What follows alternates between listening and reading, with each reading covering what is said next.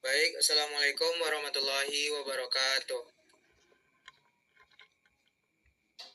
Perkenalkan semua teman rekan-rekan semuanya, kami dari kelompok 7 dari mata kuliah jurusan kewirausahaan dengan dosen pembimbing Ibu Mentari Ritonga SPD MPD.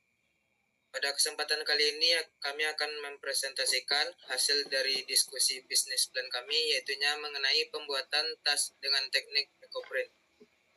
Yang mana pada bab 1 yaitu pendahuluan akan dijelaskan oleh rekan kami Anissa Febrian. Baik, terima kasih moderator.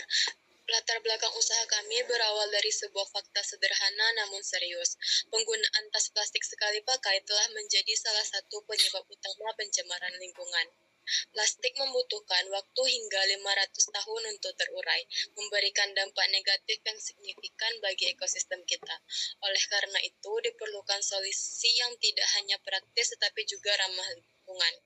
Salah satu solusi yang kami tawarkan adalah tas ramah lingkungan dengan teknik ecoprint. Teknik ini menggunakan bahan alami seperti daun dan bunga untuk menciptakan motif unik pada kain, sehingga menghasilkan produk yang tidak hanya fungsional tetapi juga menarik dan berkelanjutan. Rumusan masalah kami adalah sebagai berikut. Yang pertama, bagaimana cara memproduksi tas ramah lingkungan menggunakan teknik ecoprint. Yang kedua, apa saja bahan alami terbaik yang bisa digunakan. Yang ketiga, bagaimana strategi pemasaran yang efektif untuk produk ini. Visi usaha kami adalah menjadi pelopor dalam industri produk ramah lingkungan di Indonesia. Kami ingin menciptakan tas yang tidak hanya fungsional tetapi juga mampu meningkatkan kesadaran masyarakat terhadap pentingnya keberlanjutan lingkungan. Untuk mendukung visi tersebut, kami memiliki beberapa misi utama, yaitu menghasilkan produk berkualitas tinggi dengan teknik ecoprint, mengurangi penggunaan plastik sekali pakai, memberdayakan pengrajin lokal, melakukan edukasi dan kampanye untuk meningkatkan kesadaran masyarakat tentang keberlanjutan, serta melakukan inovasi berkelanjutan untuk menciptakan produk yang semakin baik. Adapun tujuan utama usaha kami ini adalah yang pertama mengurangi limbah plastik melalui alternatif produk ramah lingkungan. Yang kedua, mencapai peningkatan penjualan sebesar 20% setiap tahun selama 5 tahun ke depan. Dan yang ketiga, meningkatkan kesadaran masyarakat terhadap isu keberlanjutan. Melalui usaha ini, kami juga berharap dapat memberikan manfaat seperti mengurangi dampak lingkungan, mendukung ekonomi lokal dengan memberdayakan pengrajin, menciptakan produk unik yang bernilai estetika tinggi, serta mendukung gerakan fashion berkelanjutan, sekaligus melestarikan budaya dan kearifan lokal. Sekian latar belakang yang saya sampaikan, saya kembalikan kepada moderator.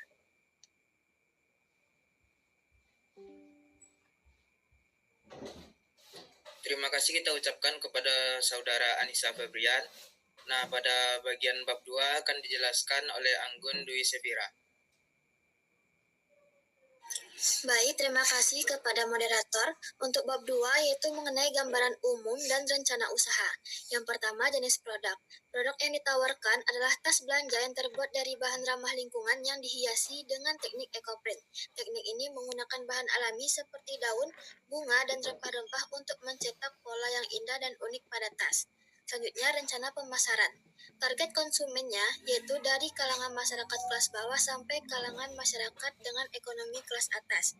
Selanjutnya, wilayah pemasaran yaitu terletak di Kota Padang, namun akan diperluas hingga menjangkau seluruh wilayah di Indonesia dengan penjualan melalui online. Selanjutnya, yaitu situasi persaingan. Banyak pengrajin dan usaha kecil yang juga memproduksi tas belanja ramah lingkungan dengan teknik ecoprint. Produk mereka seringkali memiliki keunikan tersendiri karena menggunakan bahan alami dan teknik pewarnaan yang beragam sehingga menciptakan motif yang unik. Selain produk ecoprint, ada juga produk tas belanja dari bahan sintetis yang lebih murah dan mudah diakses. Meskipun tidak ramah lingkungan, produk ini masih memiliki mangsa pasar yang signifikan di kalangan konsumen yang lebih mementingkan harga. Selanjutnya, yaitu kondisi umum lingkungan usaha, yaitu usaha tas belanja ramah lingkungan menggunakan teknik ekoprint beroperasi dalam konteks yang semakin mendukung keberlanjutan. Saat ini banyak masyarakat yang mulai menyadari dampak negatif dari penggunaan tas plastik sekali pakai, sehingga permintaan akan produk alternatif yang ramah lingkungan semakin meningkat. Di Indonesia, regulasi pemerintahan yang mendorong pengurangan penggunaan plastik juga memberikan peluang bagi usaha ini untuk berkembang. Lokasi yang direncanakan berada di area perkotaan yang strategis seperti pusat perbelanjaan atau dekat kampus di mana potensi konsumen yang peduli lingkungan cukup tinggi. Selanjutnya yaitu strategi pemasaran. Yang pertama yaitu promosi melalui media sosial, lalu partisipasi dalam event lingkungan, dan menggunakan fitur website. Selanjutnya ada bidang usaha, yaitu yang pertama ada industri fashion berkelanjutan, kerajinan tangan, industri daur ulang dan zero waste, ekonomi kreatif, dan masih banyak lagi. Selanjutnya, kegunaan, keunggulan, keunikan, atau inovasi produk. Yang pertama, kegunaan tas dengan teknik ekoprint, yaitu bisa dijadikan sebagai fashion dan aksesoris. Lalu bisa dijadikan sebagai produk ramah lingkungan, atau hadiah dan souvenir yang unik, dan juga bisa dijadikan penyuluhan dan edukasi karena tas ekoprint bisa digunakan dalam kampanye di mana produk tersebut mengedukasi konsumen tentang pentingnya penggunaan bahan alami dan ramah lingkungan. Selanjutnya, keunggulan tas dengan teknik ekoprint, yang pertama tentunya ramah lingkungan, lalu merupakan produk yang berkelanjutan dan memiliki kualitas unik dan tahan lama dan dapat menyerap kearifan lokal. Selanjutnya, keunikan tas dengan teknik ekoprint, yang pertama desain yang tidak dapat diulang, lalu motif alami dan organik, paduan antara seni dan fashion, dan penggunaan bahan alam lokal. Lalu juga merupakan inovasi dalam pembuatan tas dengan teknik ekoprint. Yang pertama yaitu penggunaan teknologi dalam proses ekoprint. Beberapa produsen telah mengembangkan cara-cara baru dalam mengaplikasikan teknik ekoprint. Misalnya dengan menggunakan teknologi pengeringan atau cetak yang lebih efisien untuk menghasilkan pola yang lebih tajam dan lebih beragam tanpa mengorbankan nilai keberlanjutan. Lalu ada kombinasi dengan material modern, yaitu inovasi lain dalam industri tas ekoprint adalah pencampuran bahan alami dengan bahan modern yang lebih tahan lama atau tahan air. Lalu ada desain dan model yang beragam, yaitu dengan meningkatkan permintaan pasar untuk produk yang lebih personal, banyak desainer tas ekoprint yang mulai mengembangkan berbagai model dan ukuran tas dari tas tangan, tas ransel, hingga tas lempang. Lalu ada kreativitas dalam pemilihan bahan tanaman, yaitu salah satu inovasi dalam ekoprint adalah eksperimen dengan berbagai jenis tanaman dan cara baru untuk mengekstrak warna dan pola dari tumbuhan tersebut. Lalu ada integrasi dengan gerakan zero waste dan daur ulang. Inovasi lain adalah penggunaan bahan bekas atau sisa-sisa kain dan bahan lainnya yang diolah kembali melalui teknik ekoprint. Ini sejalan dengan tren global dalam industri fashion yang mengarah pada konsep zero waste, di mana limbah tekstil dapat dimanfaatkan untuk menciptakan produk baru yang bernilai tinggi. Lalu untuk lokasi usaha, yaitu terletak di Jalan Cendrawasih, Air Tawar Barat, Kota Padang. Lalu untuk waktu usaha, yaitu penjualan dilakukan selama hari efektif bekerja, yaitu Senin hingga Jumat. Lalu dampak usaha terhadap lingkungan. Yang pertama, pada ekonomi, yaitu dapat mendorong pertumbuhan ekonomi lokal dengan memberdayakan pengrajin lokal dalam proses produksi dan pemasaran. Untuk sosial, peningkatan kesadaran masyarakat tentang pentingnya penggunaan produk ramah lingkungan dan mengurangi ketergantungan pada plastik. Selanjutnya ada di bidang budaya, yaitu dapat mengangkat nilai-nilai tradisional dalam penggunaan bahan alami dan teknik kerajinan tangan. Lalu untuk bidang lingkungan alam, dapat mengurangi pencemaran akibat limbah plastik dan mendukung pelestarian alam melalui penggunaan bahan-bahan alami. Selanjutnya yaitu risiko bisnis dan pengelolaannya. Yang pertama, risiko eksternal, yaitu perubahan regulasi. Kebijakan pemerintah terkait lingkungan bisa mempengaruhi operasi, dan solusinya yaitu memantau regulasi dan beradaptasi dengan cepat. Selanjutnya, risiko eksternal lainnya yaitu persaingan pasar. Banyaknya produk sejenis di pasaran, dan solusinya adalah fokus pada pemasaran yang kreatif dan membangun komunitas pelanggan setia. Selanjutnya, ada risiko internal. Yang pertama yaitu keterbatasan sumber daya. keterbatasan dalam hal modal dan tenaga kerja terampil, dan solusinya yaitu membangun kemitraan dengan lembaga pendidikan untuk pelatihan. Selanjutnya ada kualitas produk, yaitu risiko kualitas produk yang tidak konsisten. Solusinya yaitu menerapkan standar kualitas yang ketat dan melakukan pengawasan di setiap tahap produksi. Selanjutnya ada analisis SWOT untuk strength atau kekuatan, yaitu unik dan kreatif, yaitu teknik ekoprint memberikan nilai estetika yang tinggi dan keunikan pada setiap tas. Ramah lingkungan karena menggunakan bahan alami dan proses yang berkelanjutan menarik konsumen yang peduli lingkungan dan juga memiliki daya tarik tersendiri. Selanjutnya ada weakness atau kelemahan, yaitu proses produksi yang memakan waktu dan teknik ekoprint membutuhkan waktu dan keterampilan sehingga produksi bisa lebih lambat dibandingkan produk massal. Yaitu juga membuat harga yang lebih tinggi, di mana biaya produksi yang lebih tinggi dapat membuat harga jual lebih mahal yang mungkin mengurangi daya tarik. Selanjutnya opportunity atau peluang. Yang pertama itu tren konsumsi berkelanjutan. Meningkatnya kesadaran akan keberlanjutan membuka peluang pasar yang lebih besar. Lalu, kolaborasi dengan komunitas lokal. Bekerja sama dengan seniman atau pengrajin lokal untuk memperluas jaringan dan meningkatkan pemasaran. Selanjutnya, threat atau ancaman. Persaingan dari produk massal. Produk tas belanja dari bahan sintetis yang lebih murah dan mudah didapat dapat menjadi ancaman. Lalu perubahan tren pasar, minat konsumen terhadap produk handmade atau ramah lingkungan dapat berubah seiring waktu. Sekian yang dapat saya sampaikan, saya kembalikan ke moderator.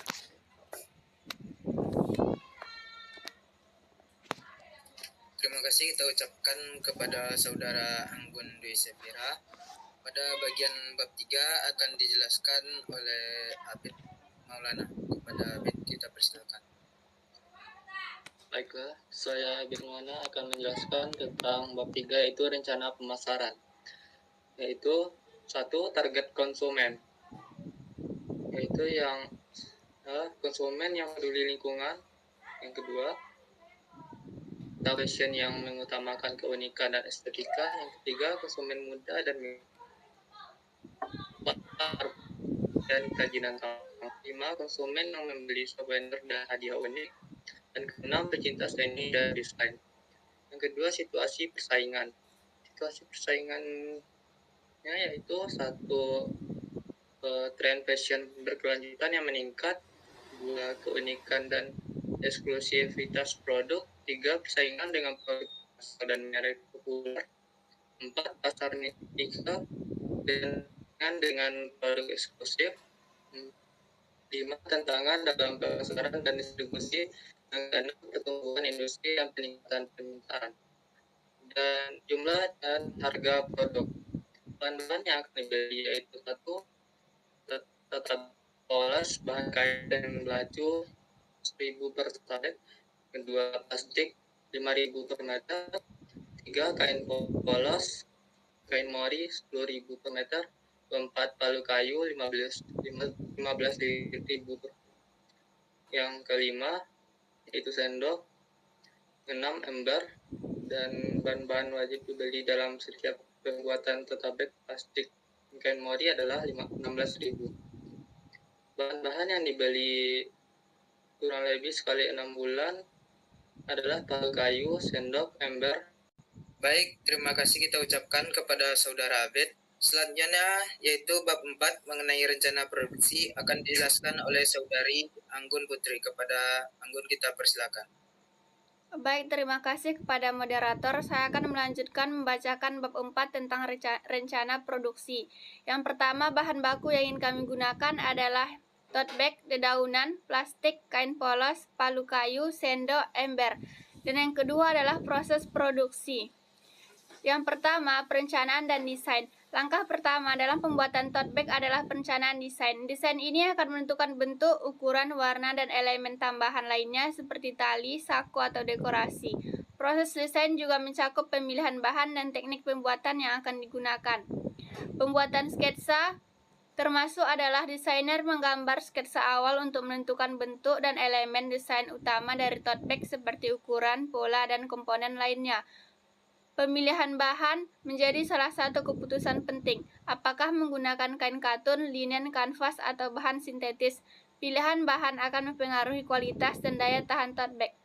Penentuan warna dan detail harus sesuai dengan menambahkan tambahan seperti cetakan atau bordir serta menentukan ukuran dan jenis tali. Yang kedua adalah pemilihan dan persiapan bahan. Setelah desain selesai, bahan baku harus dipilih dan dipersiapkan. Bahan yang umum digunakan untuk tote bag adalah kain katun, kanvas, denim, linen, atau bahan ramah lingkungan seperti kain organik sering digunakan untuk membuat tote bag. Jika menggunakan teknik ecoprint, bahan tersebut akan melalui proses percetakan dengan daun atau bunga. Yang kedua adalah tali. Tali tote bag biasanya terbuat dari bahan yang sama dengan tas atau bisa juga dari bahan lain seperti tali kulit atau sintesis, tergantung desain. Yang ketiga, aksesori tambahan, misalnya kancing, resleting, saku, atau elemen dekoratif lainnya. Selanjutnya adalah pencetakan dan pengolahan bahan. Untuk tote bag yang menggunakan teknik ecoprint, tahapan ini melibatkan proses percetakan alami menggunakan tumbuhan. Yang pertama, pengumpulan bahan alam. Daun, bunga, atau tumbuhan lain dipilih berdasarkan warna dan pola yang diinginkan. Tumbuhan ini harus dipilih dengan hati-hati untuk memastikan bahwa pola yang dihasilkan akan jelas dan menarik. Selanjutnya ada persiapan kain, penempatan tumbuhan, percetakan, dan pengeringan. Yang keempat, pemotongan kain. Setelah bahan siap, langkah selanjutnya adalah pemotongan kain sesuai dengan pola dan ukuran tote bag yang telah ditentukan. Pemotongan ini dilakukan dengan presisi agar bentuk dan ukuran tote bag sesuai dengan desain yang diinginkan. Yang kelima adalah penjahitan. Penjahitan adalah langkah inti dalam pembuatan tote bag. Proses ini bisa dilakukan secara manual untuk produk handmade atau dengan mesin jahit untuk produk massal. Yang keenam adalah penyelesaian dan finishing. Setelah tote bag selesai dijahit, beberapa langkah finishing dilakukan untuk memastikan kualitas dan estetika produk seperti pembersihan dan pemeriksaan kualitas, penyetrikaan, dan pemasangan label. Selanjutnya adalah pengemasan. Setelah semua proses selesai, tote bag siap untuk dikemas dan didistribusikan. Pengemasan harus dilakukan dengan hati-hati untuk menjaga agar tas tetap dalam kondisi baik sampai ke tangan konsumen. Langkah selanjutnya yaitu distribusi. Setelah kemasan selesai, tote bag siap untuk didistribusikan. Ini bisa dilakukan melalui berbagai saluran, baik secara offline di toko fisik maupun online, melalui platform e-commerce, media sosial, atau website brand.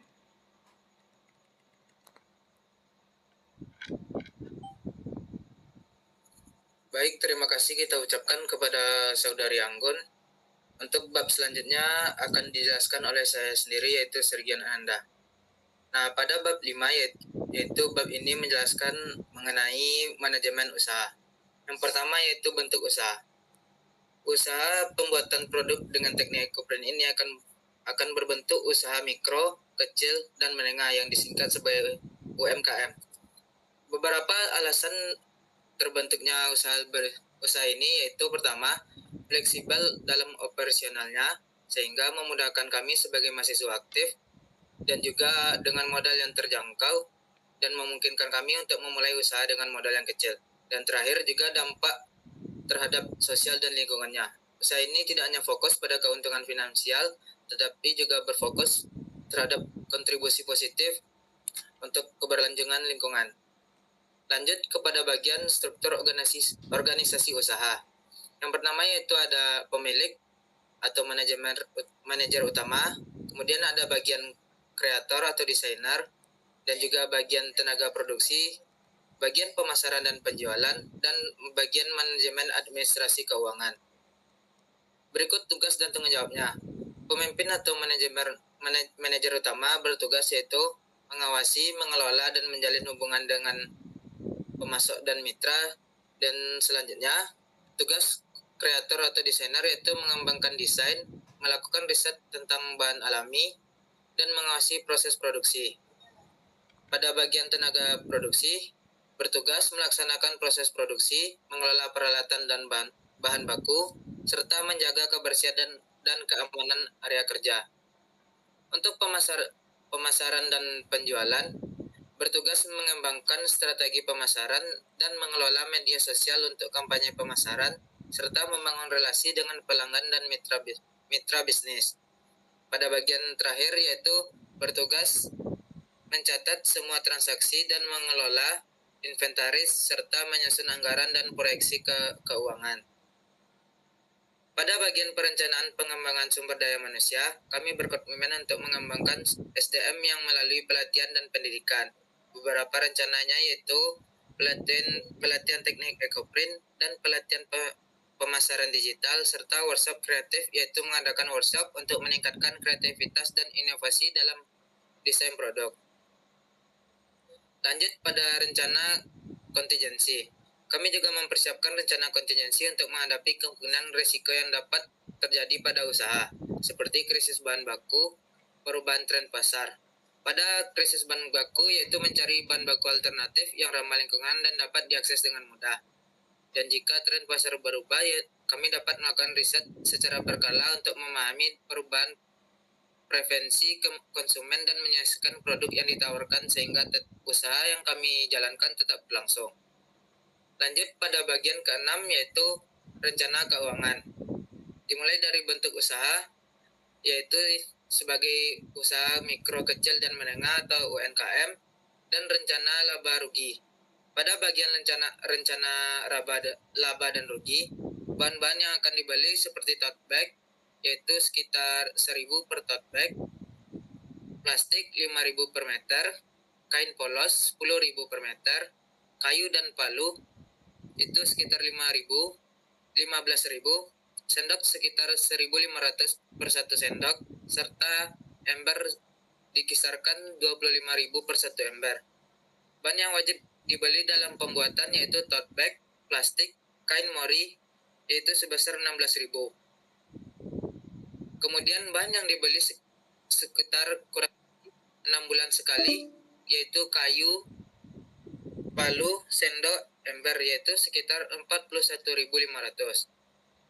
Sehingga modal keseluruhan untuk itu ada sekitar 18.000 per harga jual satu barang. Dan kami tetapkan harga jualnya 20.000 yaitu untung sebesar 10%. Dan bagian terakhir yaitu kesimpulan. Dalam merangkum bisnis plan untuk pembuatan tas menggunakan teknik ekoprint, berikut adalah beberapa poin utama yang dapat dijadikan kesimpulan. Pertama yaitu inovasi produk yang ramah lingkungan. Bisnis ini berfokus pada pembuatan tas dengan teknik ekoprint yang mengutamakan penggunaan bahan alami dan ramah lingkungan, sehingga menghasilkan pola unik dari pewarna alami melalui proses cetak dan juga penggunaan bahan organik lainnya. Kedua yaitu pasar yang potensial. Ada peluang pasar yang besar untuk produk-produk yang mendukung keberlanjutan dan fashion ramah lingkungan, sehingga meningkatnya kesadaran masyarakat akan dampak negatif dari industri fashion yang tidak ramah lingkungan atau merusak lingkungan.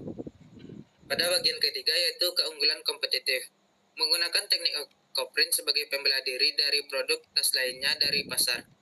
Proses pembuatan yang memanfaatkan bahan alami dan menghasilkan pola unik pada setiap tas memberikan ciri khas yang tidak mudah ditiru oleh pesaing lain. Pada bagian keempat yaitu strategi pemasaran dan penjualan. Pemasaran dapat dilakukan melalui platform online seperti media sosial dan e-commerce dengan menekankan nilai keberlanjutan dan keunikan serta kolaborasi dengan influencer atau desainer yang memiliki pengaruh dalam dunia fashion. Kesimpulan yang kelima yaitu aspek keuangan dan proyeksi. Biaya produksi untuk tas ekoprint mungkin lebih tinggi dibanding dengan tas pada masalnya atau pada pasarnya karena proses pembuatan yang memerlukan keterampilan dan waktu yang lebih. Namun, hal inilah yang menjadi titik tolak untuk menekankan produk agar dapat dijual lebih laris daripada produk yang sudah lumrah pada pasarnya. Bagian terakhir yaitu potensi pengembangan.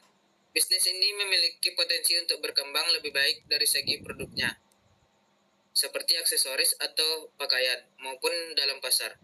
Dengan meningkatkan kapasitas produk dan menjalin kemitraan yang baru atau lebih luas sehingga usaha ini dapat berkembang menjadi merek yang dikenal di pasar fashion sustainable. Nah, itulah finish flash yang kami buat dari kelompok 7 pada mata kuliah kewirausahaan. Sekian persentase dari kami.